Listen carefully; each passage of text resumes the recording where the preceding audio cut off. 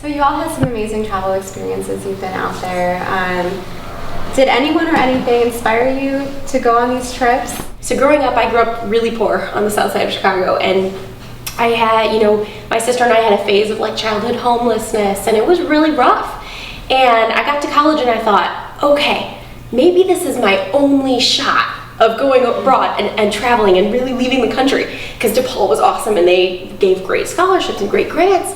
And I thought, okay, I'll go once and I'll travel and then I'll come home and work for the rest of my life and it'll be fine. So what was so great about the study abroad experience was that, growing up and never thinking that it was really a possibility, and then going and traveling and realizing, oh my goodness, I can do whatever I want. I don't have to stay in this mindset. I can travel when I want. I can, do what I put my mind to. So that when I came back, I realized, well, what other opportunities are out there for me? What other things can I aspire to?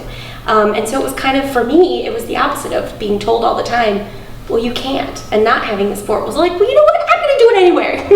And so that was really a helpful motivator. And I'm glad that I took advantage of the opportunity when it was presented to me. If you have a perspective on sort of what it means to be a global leader today, or why it's important that we develop global leaders through education and travel. I think it's really important to be educated about what's going on in the world and reading the news and educating yourself on things like that, but also going to the places where these events are happening and seeing them firsthand and being a witness of impoverished areas and places that have political turmoil or things like that. And I think that seeing things for yourself and bringing them back to your home country and describing them for other people who don't have the opportunity to do those things is something that definitely makes you a leader and makes people interested in the experiences that you've had and starts conversation. And people talking is the biggest bug in getting raising awareness of things that are happening around the world, whether positive or negative, is definitely something that makes someone a leader, spreading that idea.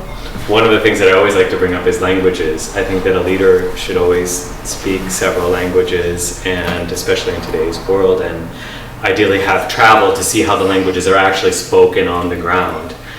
Because Mexican Spanish and Spanish and Argentinian Spanish are completely different, and you can use the same words, but in the same context, they won't be received in the same way. So I definitely think that we have to add languages to it. But one of the other things, I learned so much about the United States, and I continue to learn so much about the United States. Just something that came to mind when we were speaking about the differences that we notice. How does how does an alternative healthcare system look? I lived in Argentina, I lived in Turkey, I lived in Mexico, and I got sick in each of those places at some point.